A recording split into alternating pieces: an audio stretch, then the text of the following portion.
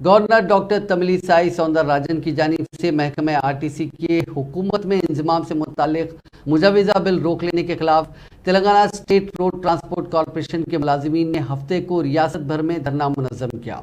मुलाजिमीन जो सियाह बैचेस लगाए हुए थे न सिर्फ गवर्नर के खिलाफ नारेबाजी की बल्कि कई अजला में सुबह 6 बजे से 8 बजे तक ड्यूटीज का बाइकआउट करते हुए खिदमात रोक दी। हैदराबाद में भी राजभवन के रूबरू एक जबरदस्त एहतजाजी मुजाहरा किया गया, जिसके बाद गवर्नर ने बातचीत के लिए आरटीसी मुलाजिमीन के कायदीन को राजभवन तलब किया।